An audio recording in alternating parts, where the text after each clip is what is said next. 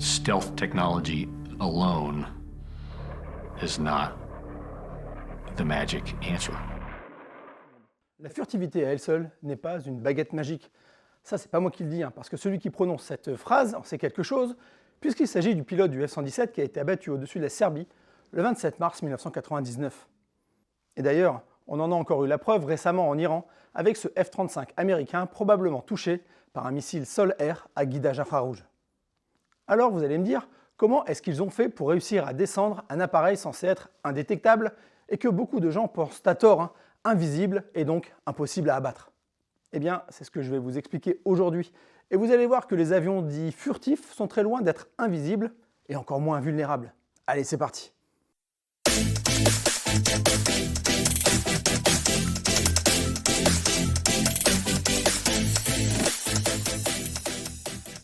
Si vous avez vu ma dernière vidéo sur les secrets du F-117, je vous ai laissé sur un petit cliffhanger. Et si vous ne l'avez pas encore vu, mettez celle-ci en pause, allez la voir et revenez après ça, ça vous fera déjà une bonne introduction sur le sujet. Donc, dans la précédente vidéo, je vous avais expliqué quels avaient été les moyens mis en œuvre sur le F-117 pour contrer un peu toutes les formes de détection, que ce soit de la détection radar bien sûr, mais aussi visuelle, infrarouge ou encore électromagnétique. Mais forcément, entre la mise en œuvre du F-117 dans les années 80 et son retrait une vingtaine d'années plus tard, il était passé de l'eau sous les ponts. Et bien sûr, les technologies ont continué à progresser, que ce soit en matière de furtivité, mais aussi forcément en matière de détection. À la guerre, c'est comme ça, on prend des mesures, on invente des contre-mesures, puis des contre-contre-mesures, etc., etc. Ça n'en finit jamais. Alors en 2026, à l'heure où je publie cette vidéo, est-ce que vous croyez encore que les avions furtifs sont toujours aussi indétectables? Bon, je vais vous spolier la réponse tout de suite, car la réponse c'est non, bien sûr. Mais maintenant que vous avez votre réponse, il faut que je vous explique pourquoi. Et pour ça, on va reprendre les mêmes points que dans la dernière vidéo et voir quelles contre-mesures ont été mises en place pour chacun d'entre eux. Alors comme je vous l'avais dit, le premier moyen de détection reste l'œil humain. Et c'est donc pour ça que le F-117 ou encore le B de Spirit sont peints en noir, puisqu'ils opèrent majoritairement la nuit. C'est basique, mais ça peut compter quand même. Mais même si vous êtes très discret en vol, on peut toujours vous voir décoller. Et à ce sujet d'ailleurs, je vais vous raconter une petite anecdote, et ça, c'est du vécu. Certains savent peut-être déjà, mais j'ai passé 18 ans dans l'armée de l'air en tant que contrôleur de défense aérienne. Et pendant la guerre de Yougoslavie, on faisait régulièrement passer la nuit des raids de bombardiers américains qui décollaient d'Angleterre pour aller là-bas s'alléger de quelques tonnes de bombes avant de revenir dans l'autre sens. Et vous savez comment on était informé de leur décollage? Tout simplement, on regardait la BBC qui diffusait ça en direct. Alors vous vous doutez bien que si nous on regardait juste ça par curiosité, histoire de voir décoller les avions qu'on allait contrôler un petit peu plus tard dans la nuit, en Yougoslavie, eux, ça leur permettait tout simplement de savoir dans combien de temps ils allaient recevoir leur pluie de bombes. Et même s'il n'y avait pas eu la télé, il n'y avait rien de plus facile que d'envoyer quelqu'un aux abords d'une base pour faire un peu de renseignement et transmettre toutes ces infos. C'est assez basique en fait, mais ça permet de savoir déjà à quelle heure il faut mettre un maximum de moyens en alerte et planquer tout le reste à temps. Et oui, on n'y pense jamais assez, mais la furtivité, elle commence par là. Si l'ennemi sait que vous avez décollé, c'est qu'il commence déjà à vous chercher par tous les moyens possibles.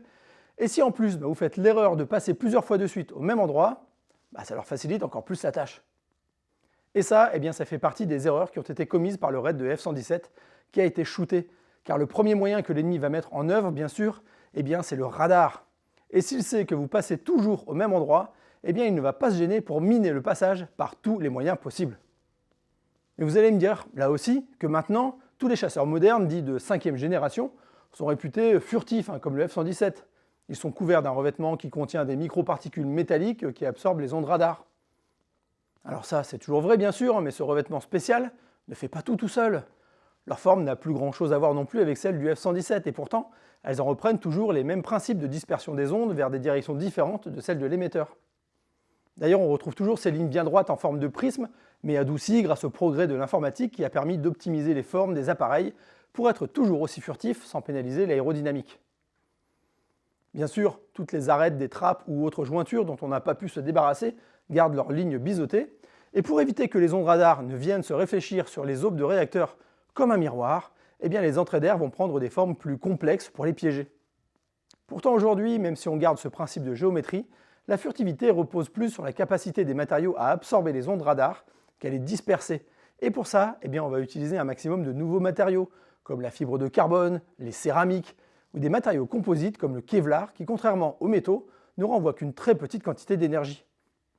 Et d'ailleurs, c'est devenu tellement performant que ça pourrait devenir leur point faible, parce que si ça rend aveugle un radar classique, eh bien ça permet aux radars dits de contre-furtivité de les voir comme en plein jour. Alors je m'explique. On connaît tous le principe de base du radar, qui émet un faisceau d'ondes et analyse l'écho qu'il reçoit en retour pour en déduire la position de sa cible. Mais dans notre environnement actuel, eh bien l'espace est en fait en permanence balayé par des milliers d'autres fréquences.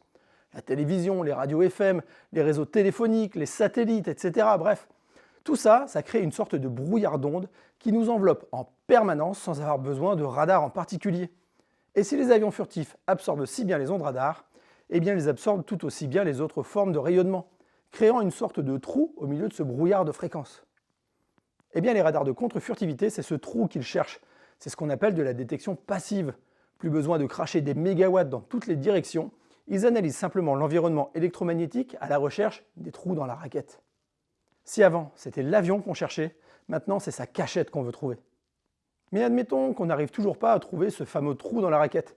Eh bien on peut toujours utiliser tous ces rayonnements qui nous entourent pour faire de la détection quand même. En effet, quand un avion traverse ce fameux brouillard électromagnétique, eh bien il crée malgré lui une sorte de perturbation dans la force, un déphasage du signal comme il le ferait en fait avec n'importe quelle onde radar. Alors quand on connaît les fréquences utilisées par les systèmes civils et les sources d'émission, eh bien il suffit alors de capter en retour le déphasage de ces signaux grâce à un réseau d'antennes et d'en déduire la position d'un avion. Et bien sûr, gros avantage de ce système, c'est que l'avion détecté ne sait même pas qu'il l'est et ne met donc aucune contre-mesure en œuvre pour se défendre. Enfin, si vous voulez quand même utiliser des radars classiques, eh bien la solution c'est de multiplier les antennes réceptrices sur le théâtre d'opération. En effet, si un avion furtif ne renvoie aucune énergie vers la source du radar qui l'éclaire, eh bien il en renvoie quand même une infime partie dans plein d'autres directions. Alors, en disséminant des émetteurs et des récepteurs un petit peu partout sur le terrain, on multiplie les chances de capter cette énergie. Renvoyant ensuite toutes ces informations des différentes antennes dans un calculateur qui va compiler et analyser ces données, et il en déduira lui aussi la position de l'appareil qui se croit invisible. Alors certains pensent que c'est une de ces solutions qui a été utilisée par les Serbes pour détecter et abattre le F-117 américain. Mais à la fin des années 90, eh bien on n'était qu'au début de la détection passive. Alors il existe aussi une dernière théorie, peut-être celle la plus proche de la vérité, car la plus simple à mettre en œuvre avec les moyens de l'époque. Et ce sont deux événements qui vont mettre la puce à l'oreille de certains experts militaires.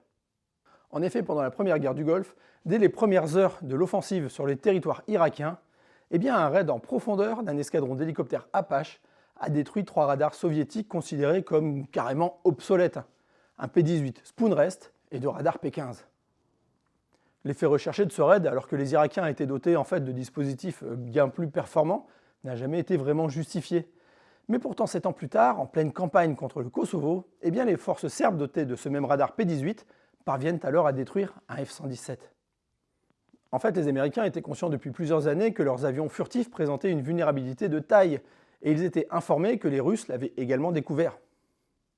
À l'été 1991, les Américains ont même brutalement interrompu la campagne d'essai en vol de 2 premiers prototypes des bombardiers stratégiques B-2 pour apporter des modifications d'ampleur qui retarderont le programme de manière conséquente.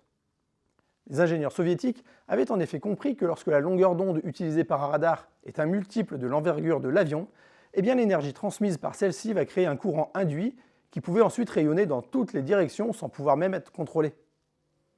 Eh bien il se trouve que ces longueurs d'onde sont situées entre 1 mètre et 3 mètres, soit celles des radars russes P-18 des années 50. Alors si l'utilisation d'un système passif par les Serbes pour descendre à F-117 reste toujours possible, l'utilisation d'un radar métrique P-18 Spoonrest, dont l'électronique aurait été améliorée, reste aujourd'hui la solution la plus probable. Bon, tous ces procédés mis en œuvre dont on vient de parler, c'est bien pratique pour couvrir un théâtre d'opération à courte distance, mais comment on fait pour détecter plus loin des raids de bombardiers furtifs B-2 par exemple? Eh bien pour ça, on a mis au point des radars HF dont les ondes courtes ont la particularité d'utiliser la ionosphère comme réflecteur, ce qui permet de détecter des cibles à plusieurs milliers de kilomètres. Le prototype français réalisé par l'ONERA dans les années 90, le Nostradamus, est parvenu à détecter en juin 1998 un vol de bombardier B-2 en mission vers le Kosovo et a démontré que les ondes courtes étaient à la même de pouvoir tenir en échec les dispositifs de l'avion américain développés pour échapper aux radars UHF et VHF. A priori, le nouveau bombardier B-21 Raider remplaçant du B-2 Spirit chercherait précisément à se rendre invulnérable face à ces ondes courtes, mais vous allez voir que ce ne sera pas suffisant pour le rendre invisible. Parce que jusqu'à maintenant, on n'a parlé que de la détection à l'aide de radars, mais il y a un autre moyen de trouver sa cible sans se faire remarquer, et là encore, c'est dans le domaine de l'infrarouge. C'est pour ça qu'on retrouve cette boule à l'avant de tous les chasseurs modernes. C'est tout simplement un capteur infrarouge qui permet là encore de faire de la détection passive, parce que oui, un avion, ça chauffe dur, d'abord par le frottement de l'air sur le fuselage, et puis c'est gavé de calculateurs qu'il faut refroidir. Et évidemment, il y a toujours au moins un réacteur qui crame du carburant et recrache des tonnes de gaz brûlant. Alors les constructeurs ont imaginé toutes sortes de solutions pour diminuer au maximum cette signature infrarouge. La première, bien sûr, c'est l'utilisation pour le corps de l'appareil de matériaux qui produiront le moins d'échauffement possible et qui émettront donc le moins de radiation. Le F-22 Raptor, lui, est même doté d'un système de récupération de chaleur qui absorbe la chaleur de l'appareil et le fait passer à travers les réservoirs de carburant pour en abaisser encore la température et l'évacuer ensuite au niveau des tuyères. Mais le plus gros point noir, bien évidemment, ça reste le réacteur, qui sont en permanence à des températures autour de 500 degrés, et c'est encore pire quand ils utilisent la post-combustion. C'est pour ça qu'il n'y a pas encore de solution miracle, et tout ce qu'on peut faire, c'est essayer de réduire au maximum les températures de sortie de tuyère. Pour ça, on va déjà essayer d'utiliser le moins possible cette post-combustion. Et heureusement, les réacteurs modernes d'aujourd'hui sont devenus tellement performants qu'ils permettent aux chasseurs d'évoluer en supercroisière, c'est-à-dire à des vitesses supersoniques sans post-combustion. Mais pour faire encore mieux, les réacteurs vont aussi être enfermés dans un flux d'air froid qui va limiter l'échauffement des structures et se mélanger en bout de cycle avec les gaz d'échappement pour en faire abaisser encore la température. Et puis, vous l'avez peut-être aussi tous remarqué, mais tous les derniers chasseurs ont une double dérive. Bon, c'est pas juste pour faire joli, mais plutôt pour servir de masque à d'éventuels capteurs infrarouges de missiles, par exemple. Et ça, ça n'a rien de nouveau, puisque c'est exactement la solution qui avait été apportée pour protéger les moteurs du A-10 Thunderbolt. Enfin, les avions vont abandonner cette couleur noire qui était la marque de fabrique du F-117 et du B-2. Les chercheurs se sont en effet rendus compte que cette couleur qui absorbe pourtant mieux certains infrarouges les rend en fait beaucoup plus visibles dans d'autres longueurs d'onde. Ce qui était une des forces de ces appareils a été retourné contre eux. Et c'est d'ailleurs à cause de ça que le B-21 Raider maintenant est quasiment blanc. Enfin, dernièrement, les Chinois ont déclaré avoir développé un dirigeable évoluant à 20 km d'altitude et bardé de nouveaux capteurs infrarouges ultrasensibles. Il serait capable de détecter un F-35 à presque 2000 km de distance en secteur arrière et jusqu'à 350 km en vue de face, là où la signature infrarouge est la plus faible, ce qui reste quand même plus performant que n'importe quel radar embarqué. Enfin, dernière chose qui peut rendre un avion détectable, ce sont toutes les émissions qu'il peut produire. Vous avez beau être indétectable au radar et tout faire pour diminuer votre signature infrarouge, si vous crachez un faisceau radar devant vous et que n'importe qui peut capter vos communications radio, vous êtes immédiatement repéré et tout le reste ne sert plus à rien. Alors, pour essayer de limiter ce risque, la radio et les radars modernes utilisent des systèmes de saut de fréquence. En fait, au lieu de n'utiliser qu'une seule fréquence pour leurs applications, ils vont utiliser alternativement plusieurs canaux répartis dans une bande de fréquences selon une séquence pseudo-aléatoire connue de l'émetteur et du récepteur seulement, en changeant plusieurs milliers de fois par seconde la fréquence de vos émissions. Cela rend forcément votre identification par l'ennemi beaucoup plus difficile, mais l'ennemi, lui, forcément, il va s'adapter, il n'est pas bête non plus. Le système Spectra du Rafale, par exemple, est capable d'analyser les signaux électromagnétiques auxquels il est soumis, même en évasion de fréquence, et de les fusionner avec les autres capteurs infrarouges ou laser pour en déduire la position de son adversaire et mettre en œuvre sa conduite de tir et les contre-mesures associées.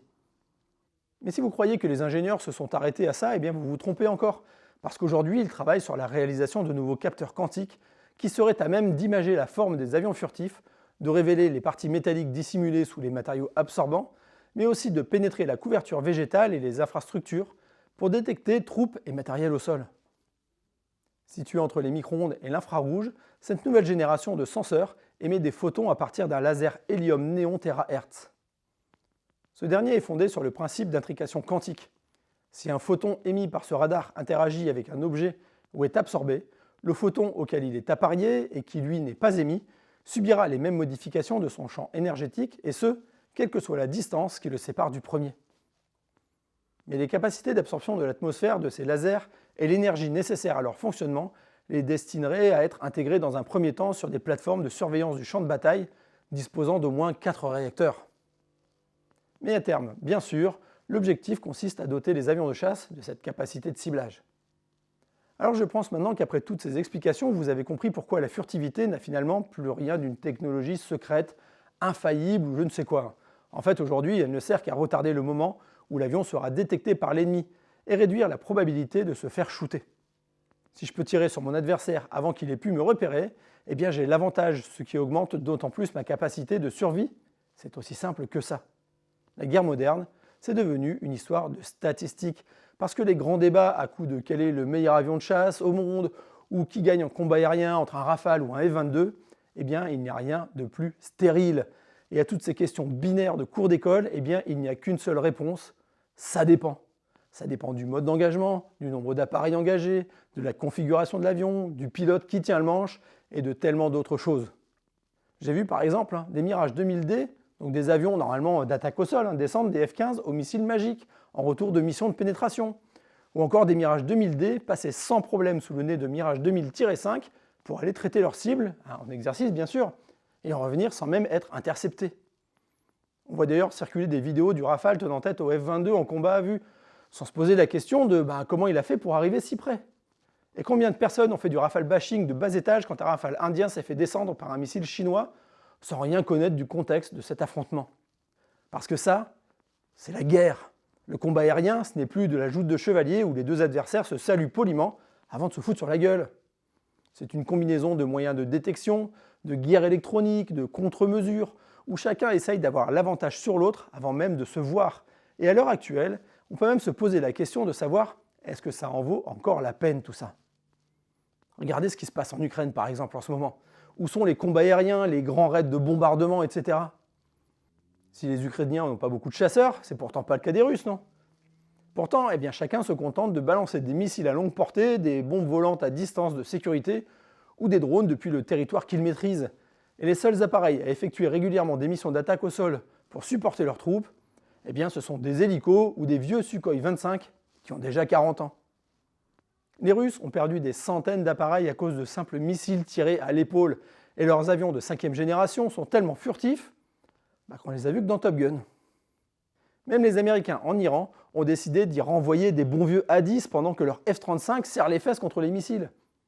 Ces guerres du 21e siècle finalement continuent à utiliser des matériels des années 90 et préfèrent laisser les missions de bombardement à des essaims de drones assez précis, il faut le dire, mais aussi faciles à produire en masse et peu coûteux. Les Américains vont même bientôt mettre à la retraite leur F-22, alors qu'en Iran, ils continuent à utiliser des F-15, des A-10 et même des B-52, des avions, oui, modernisés, mais dont la conception date de la guerre froide et qui ne sont pas prêts d'être mis à la retraite finalement.